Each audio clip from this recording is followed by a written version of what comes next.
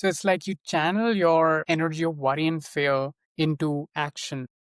Yeah. But in a way, you've got to kind of like kiss that rock bottom. For me, I've got to kind of really be frightened. And then I go, okay, stand up, wipe yourself off, and figure out what can you possibly do. Because if you only have a month left, you are in the middle of the arena. The line is there. You have the sword. You better fight, right? And then I get the energy back. But it has happened to me. I mean, I could count, probably on two hands how many times in 30 years it's happened to me. But I use it as a catalyst because I'm human. I despair from time to time. And then I click into, okay, so we're not victims. What are the actions we can take? And if the actions fail, the actions fail. But at least we're going to like fail fighting.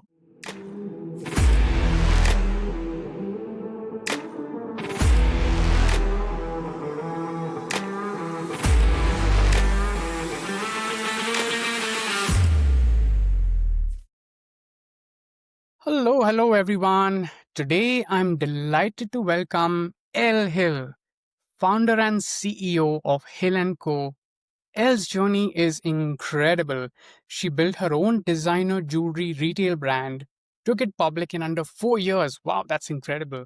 And now leads one of the most respected growth consultancies in the gemstone and jewelry industry. She's a visionary strategist, respected speaker, and a consultant who helps businesses shine, both literally and figuratively.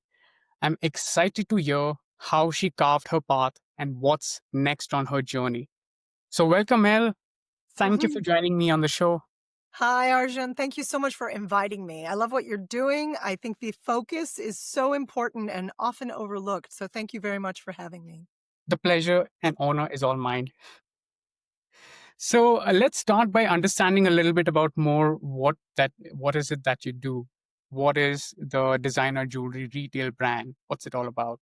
Well, that was my first business. I mean, I had been in the jewelry industry since 1995. And you and I were discussing how I just celebrated my 54th birthday. So I spent my whole career in the industry.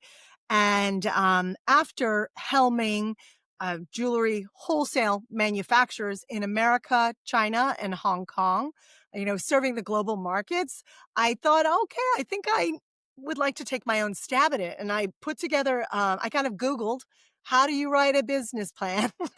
And I put together a business plan for a multi brand retailer that would be online only to start with.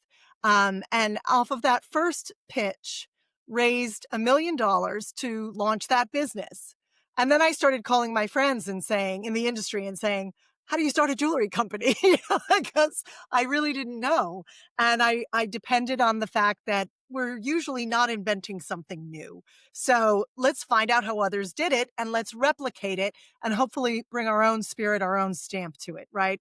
And we launched that business in 2011 in December.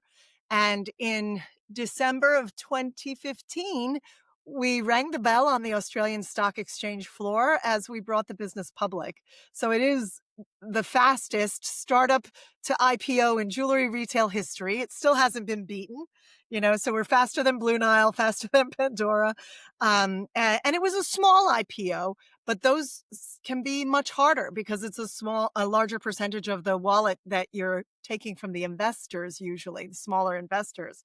So it was an amazing learning experience with an incredible business partner who, added her local knowledge of Hong Kong, where we launched it, to my knowledge of the jewelry industry, so that ultimately we had stores in London, New York City, and Hong Kong, and did that a successful IPO in under 5 years, which is a bit crazy. Wow. I mean, that's incredible how you didn't stop to think, how can I do this? And you just took action and you just Googled and called people and just figured it out. That's amazing. Yeah, yeah. It's my personal network was my Chat GPT. It was my propensity of the age. Wow.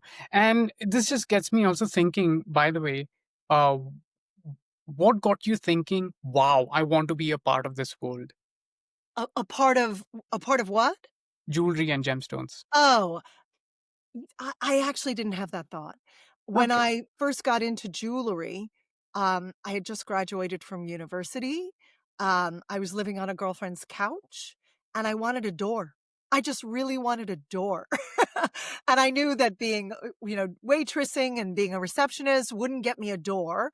And people said to me, "Oh, people pay the people who make money, right? So salespeople get money because they make revenue, so they get money." So I was like, I should be a salesperson. And I went to an employment agency who sent me to a jewelry manufacturer, who told me, no, you can't work here. You don't have any sales experience.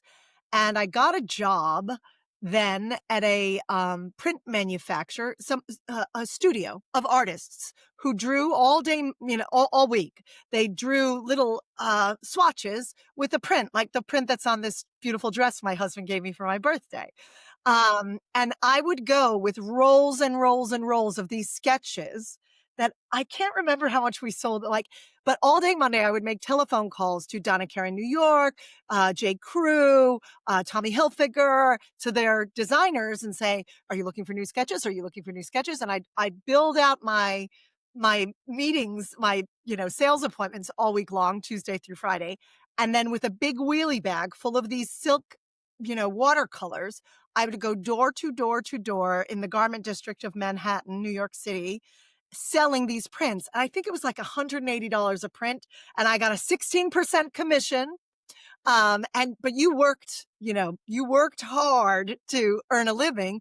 And after 6 months, because it got under my skin, I went back to that jewelry manufacturer and said, "This is what I've been doing, and this is how much revenue I made for that company. Will you hire me now?" And they did. So it could have been a toy factory. I hate to say it could have been a vacuum cleaner factory, but it happened to be a jewelry manufacturer. Yeah. So it was an accident in a way. Do you believe in coincidences, or you think this was something it was meant to be? Well, Eh, I believe uh, preparedness plus curiosity meeting opportunity is what brings us to where we go.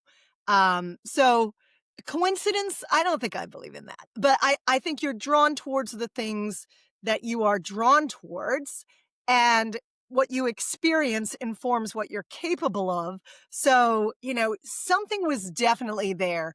And that animosity for being turned away really served me as a salesperson, right? Like I have to figure out a way that I can be valuable to this person.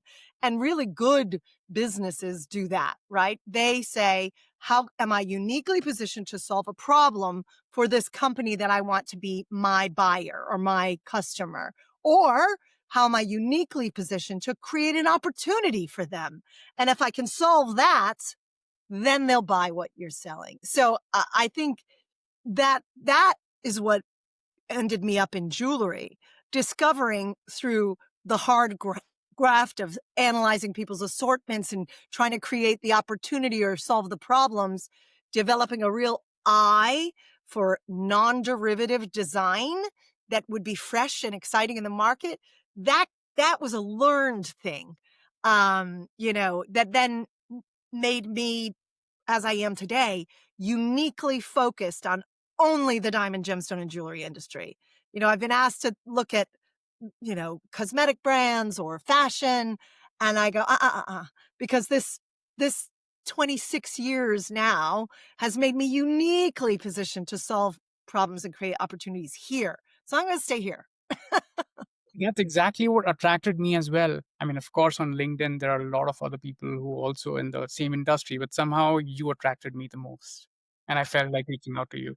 Yeah, I love that you reached out, and I love that somehow what I preach, which is, back in the day, we would initiate relationships by showing up at a trade show and meeting. And maybe I would be at a wellness event because I'm curious about that as a human. Or maybe you would be at a jewelry event because they wanted someone to speak on wellness, and maybe we'd meet, right?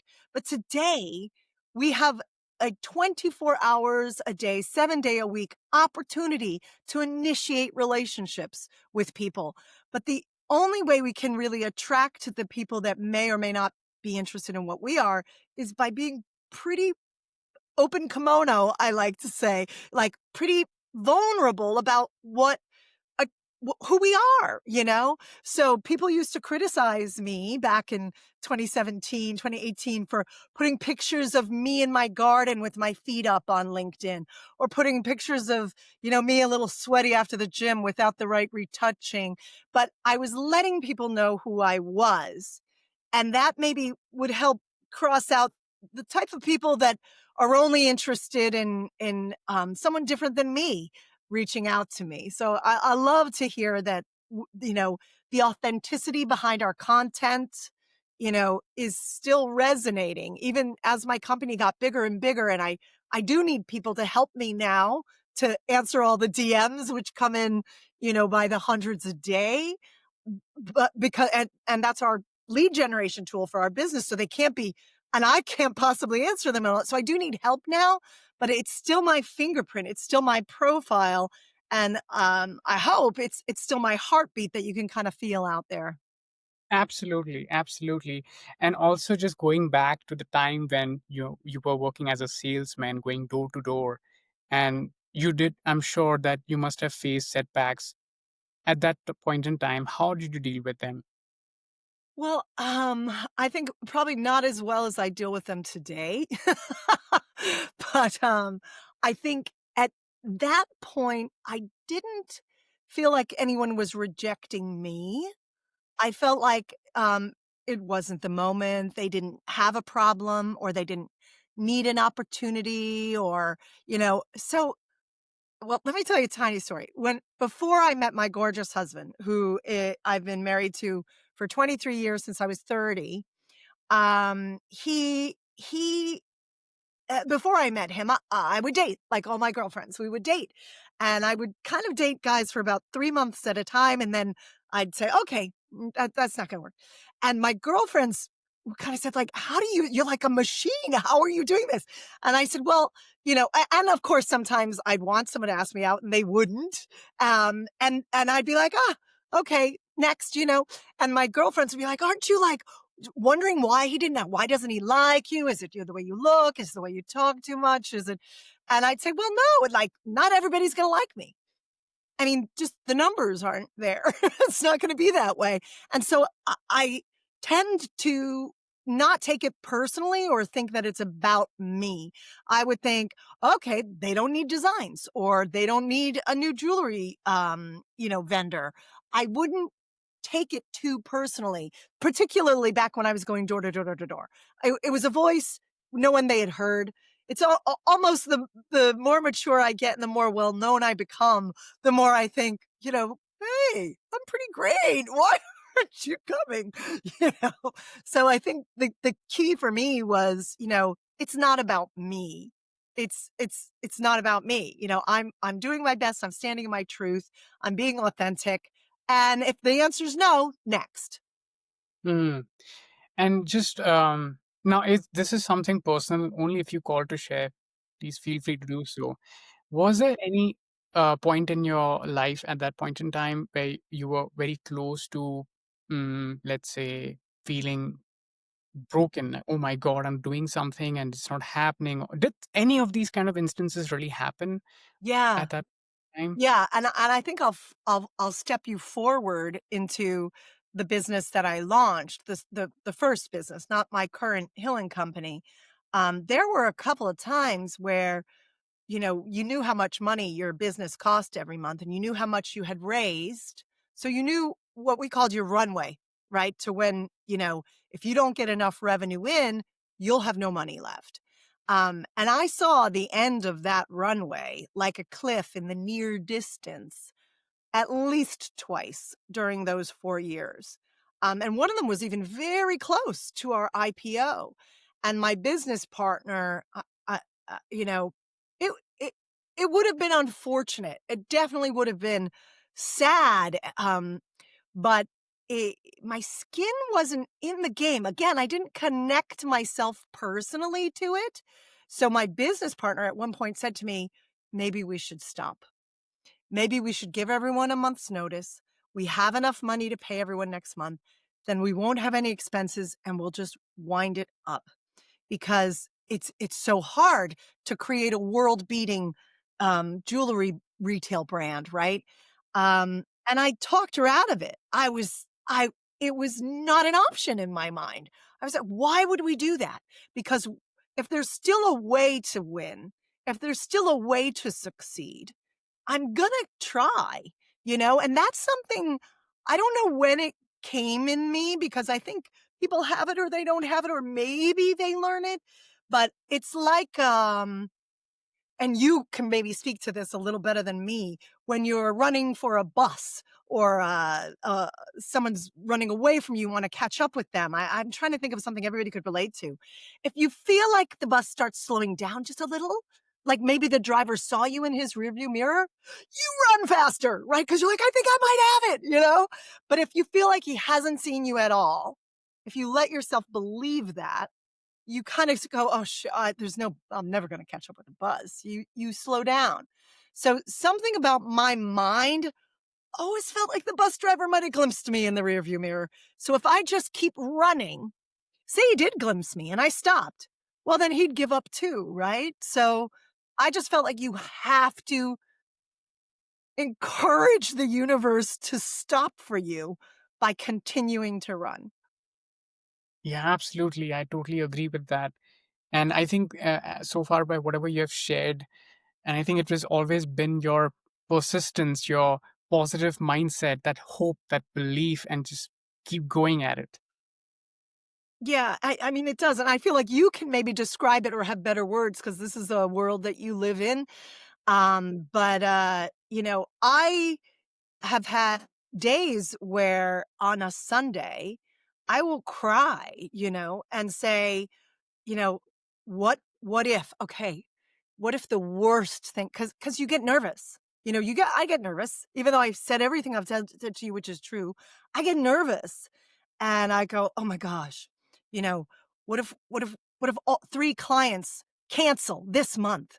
And we've got to load in 3 plus the next 2." I'm talking about my current business even, because we're very boutique. Like, what would happen? And I try not to think about it because it doesn't feel very positive, right? But it's back there worrying me. I feel a low level sense of nausea, even. And somewhere along the line, and it's usually on a Saturday and Sunday when I can afford to, I will go, okay, fine. What if it happens? What then? And what will my plan be? What if the worst thing happens?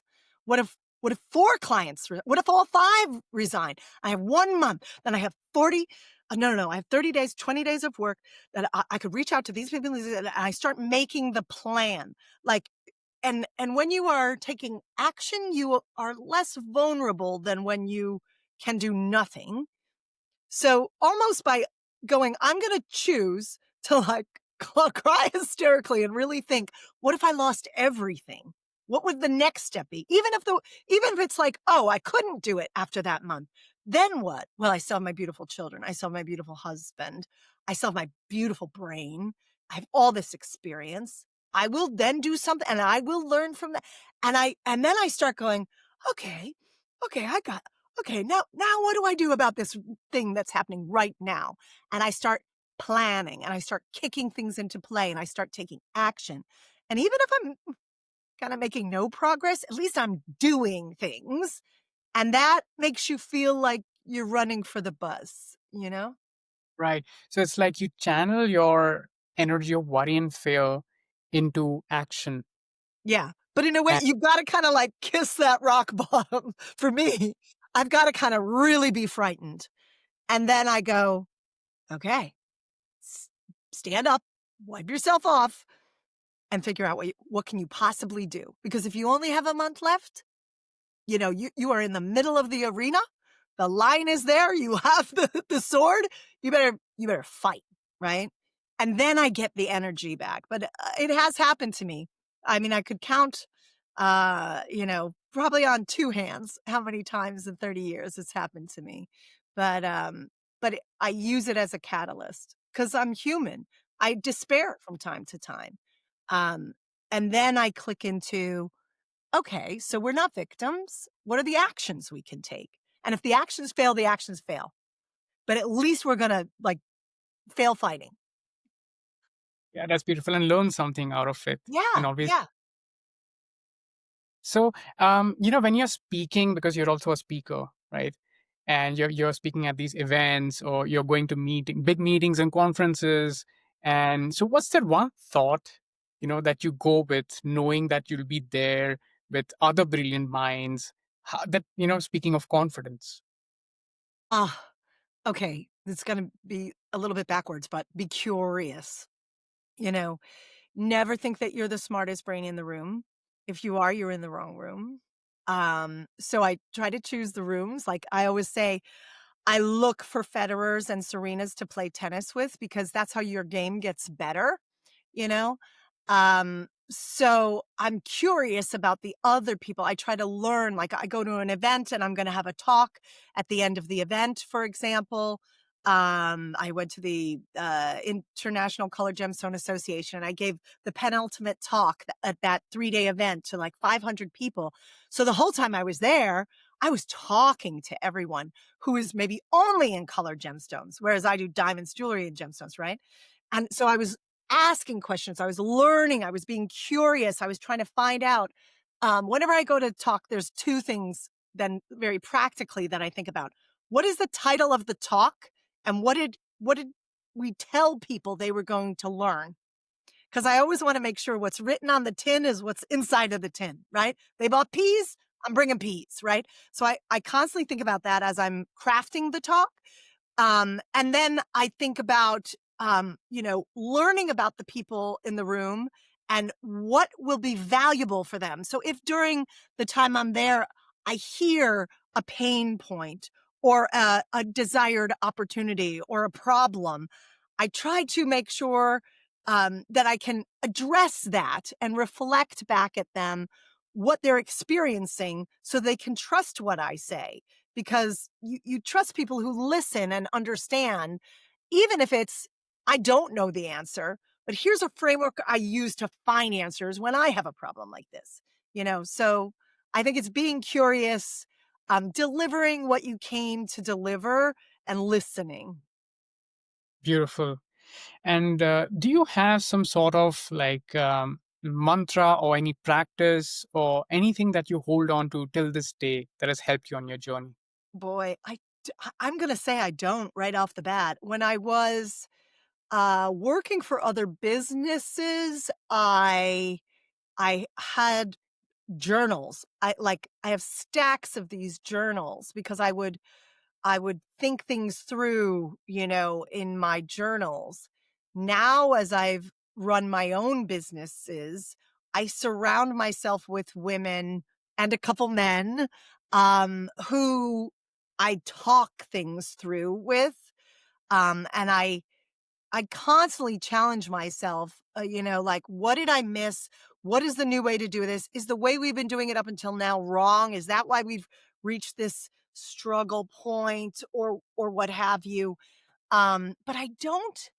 Mm, I go to the gym and I am like people are like, oh, you're so dedicated or you're so disciplined. Nah. For me, I have 4 children. I have, a team of 23 people. I have back to back to back Zooms. I'm always with other people. I go to the gym and it's for me. It's it's it's my body that I'm so lucky to have that I get to go to the gym and challenge it lifting these heavy weights and it's silent and it's quiet and it's giving and it's restorative and I love it. And when I can't go to the gym, I get a little, not high strung, but maybe a little high strung. Like I got when I'm on vacation, like I gotta find where's my gym? Where's the gym? Because I need to feel that when there's so much you cannot control in the world, I like to be in control of what I can, and like eating the right healthy things, challenging my body so that it remains strong and healthy as I'm, halfway through nearly my 50s, that's a real important time for me, and I walk. Um, and I walk at least 10,000 steps a day, usually more. And I do these things before and after I work. And those are really the closest thing I have to kind of quiet meditation in moments of, uh, because a lot of people say, "Oh my God, you do?" I do. I travel a ton. Sometimes I'm home 1 week out of 6 or 1 week out of 5. If I'm feeling a little bit overwhelmed, I do, like a kind of non-sleep deep rest where I will just and this is pretty amazing, and my colleagues are pretty amazed by this. One of 2 things, non-sleep deep rest, I can just lay down, and I literally go on YouTube, and I put in, however many minutes I have, 40 minutes non-sleep deep rest, 20 minutes whatever, 20 minutes, 15 minutes non-sleep deep rest, and I just listen to that.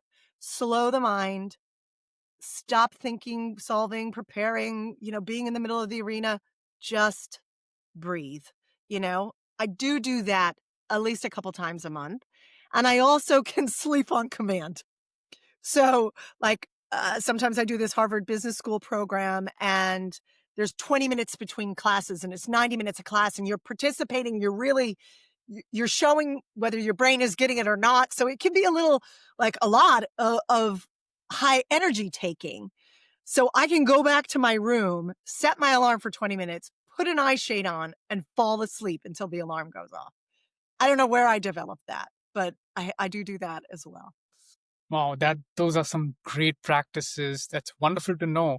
So, yeah, as we are running out of time, I just have one last question for you. How do you define prosperity? Oh boy. I would love to think of a great answer, but I think it'd be more kind to you to tell you exactly what came into my mind. The minute you said it was security. Security. In every way. That I I live with a gentleman who I trust and who trusts me. My children know that I am there for even though I work like this, I will stop everything for them, and they can rest assured in that.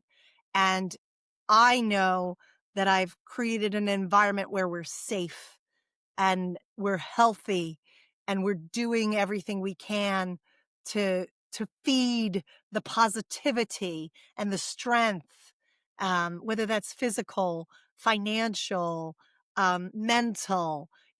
Having security and peace is prosperity to me. Not having $10 million or $10 billion, but knowing that you're safe and not threatened. That allows you to get into the ring in business or whatever it is that you're choosing to do and threaten yourself because you know you're very safe in your home and in your life and in your love. And that is prosperity to me. That is so beautiful. That was so well said. And with that, thank you so much, Elle, for being with us today and for sharing those beautiful insights and your story. It has inspired me today, and I'm very sure that our listeners are going to love it and be inspired. So, thank you so much for making our lives better. Thank you for asking me. A lot of people bring me on and ask about how do we grow our profit more quickly? How do we reduce our operating expenses? I can talk about those very well. But I think that this is the important thing that underpins everything. You and I'm not aligned, but if you work to kind of align who you are and what you believe with what you do every day, whether you're selling donuts, you're selling jewelry, you're selling, equipment or offering a service or improving people's mental health, if you have those things a lot, I think it's so important. So the fact that you described this podcast to me, and I wish you so much success with it, I think it casts a light on something that people don't talk about as really the integral grain that's got to be in place for all the other success to happen. So thank you for creating the podcast. Thank you for inviting me so early in its days. And I'll keep watching and listening for your success as you continue. Thank you so much. The pleasure was and the honor was all mine. And thank you for being one of the foundational voices of this podcast. Thank you You're so welcome. much. Okay, bye for And so now. to our listeners, bye. And all to our listeners, I'll see you at the next episode. Keep listening, keep getting inspired, be happy, be healthy. See you all.